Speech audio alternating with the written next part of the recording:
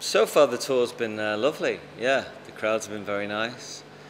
The new material's very direct and very melodic, and I think it's very easy for people to digest it, even if they haven't heard it before. So it's been going down really great. I don't think there's really been a kind of people haven't been like hushing and sort of not responding to the new stuff and vice versa. Obviously, people go crazy for the old stuff, but yeah, it's been great actually.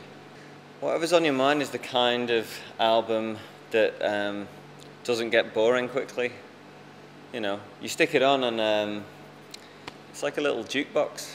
It's 10 tracks. It's very quick. It's the shortest album we've ever made. It's only 38 minutes long, and it's a lot of fun.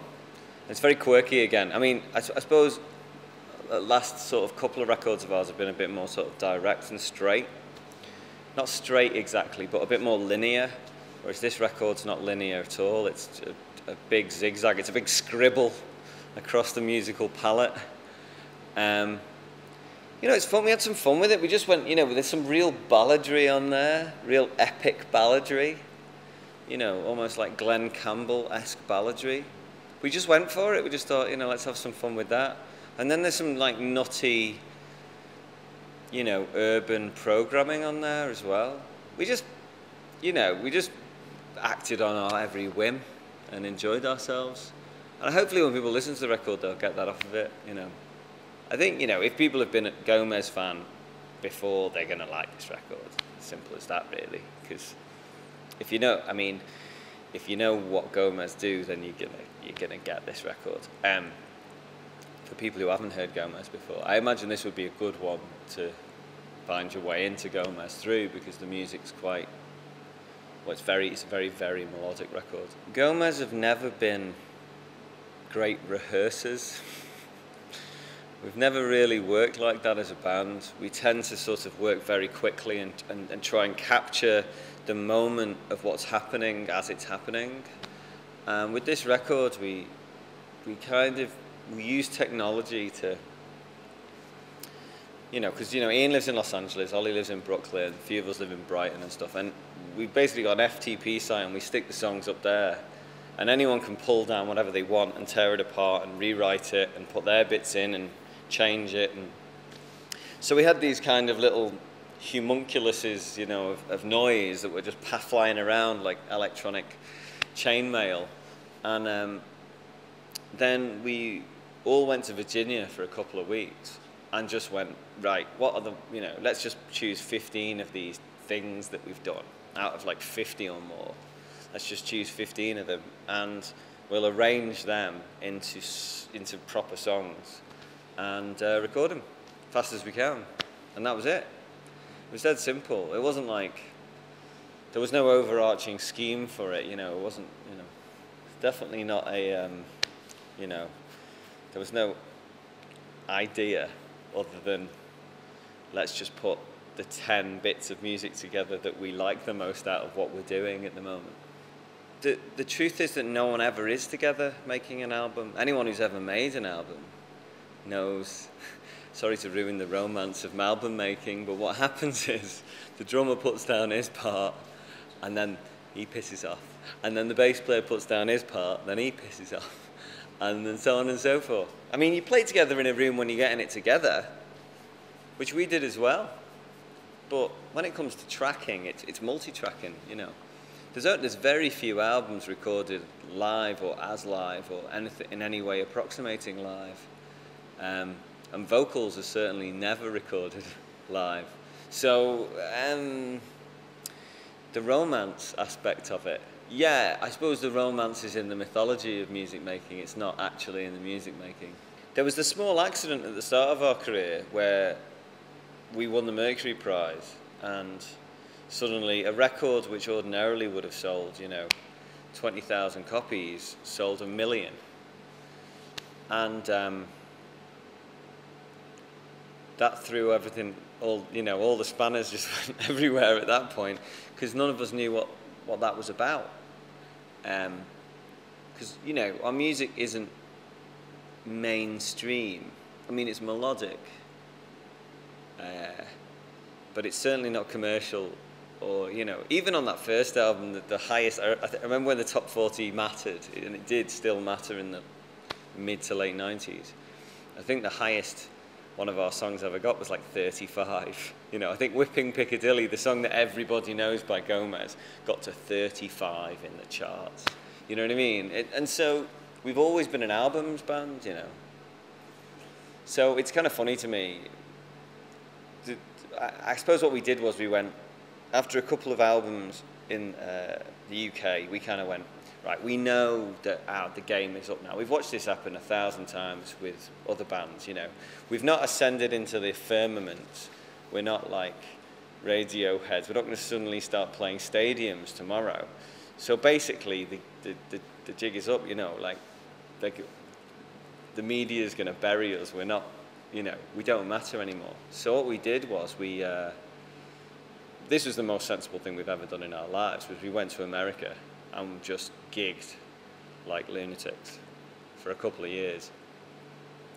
And basically established ourselves as a touring American band, which is another way of having a career, and is a way that a lot of American musicians have a career completely outside and extra to the albums, you know, radio, that version of how the music industry works. You know what I mean? There's lots of bands in America that are just touring. There's no coverage. They're out there. It's such a big question to ask what's changed since we started in the music industry. Everything, top to bottom.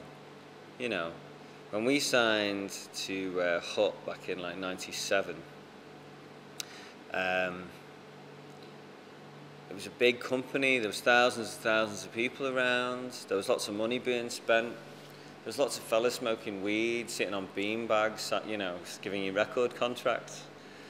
But sure enough, the industry shrank and shrank and shrank. And you know, the main thing that changed was that the big record companies became public companies and shareholder companies. And as soon as that happened, it just got weird, because the two things don't mix at all. I know most people would say, oh, it's down to MP3s, or it's down to this, that, and the other.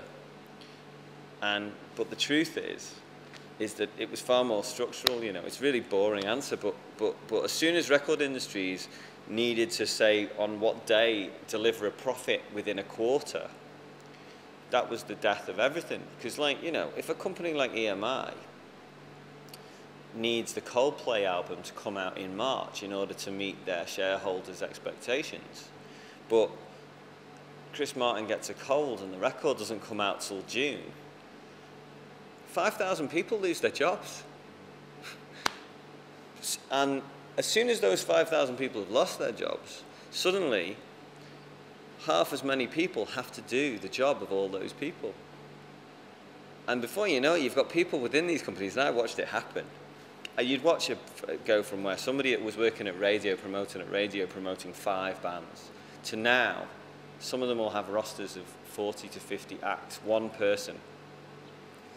And they're supposed to give equal attention to all those acts. It's never going to happen. So that's the record industry. Physically shrinking at the same time as still maintaining the same size, and then not being able to cope with it. They had to make savings to please the shareholders, to raise profits. And they did all of this at the same time at which they should have been investing in restructuring to deal with the changes in technology. And they just completely lost it. I mean, they really lost it, which is why we're here now. You know, it's like, where have we woken up in this world where the music industry missed the boat completely? And you know, there's some really great music being made, and there's some really great things happening. But yeah, you know, music as an industry is effectively finished. You know, the answer to the question of why America has continued to work for us, you know, in a way that, you know, in the UK, I think people would perceive us as a declining force and not something that's kind of around as much anymore, you know, which I'm totally fine with, them's your eggs. But like, in America, we've been able to sort of just keep going back and establish ourselves. The live scene in America, I think, doesn't thrive quite so much on the cycle of album release, get coverage in the media, go and see the show, that tedious thing that we're all supposed to constantly be paying attention to, that no one pays any attention to, is kind of tough. I mean, the thing for us is, you know, we can release an album out here in the UK and it might get like no coverage. People might just not tell anyone that there's a Gomez album out there. I mean, we can shout it from the rooftops like, there's a really good Gomez album. You know, it doesn't make any difference. If you've been around for as long as we have, it's you are not going to get written about simply by default of the fact that they've written about you so many times already. They haven't got anything left to say about you. It's like, what's the story? In the media, there's this hilarious kind of I don't know what even the word for it is, but they're always like, what's the story? You know, I need to know what the story is. But of course, you know, if you're new, that is sufficient story. Like, that's the story. The story is you haven't heard about this before.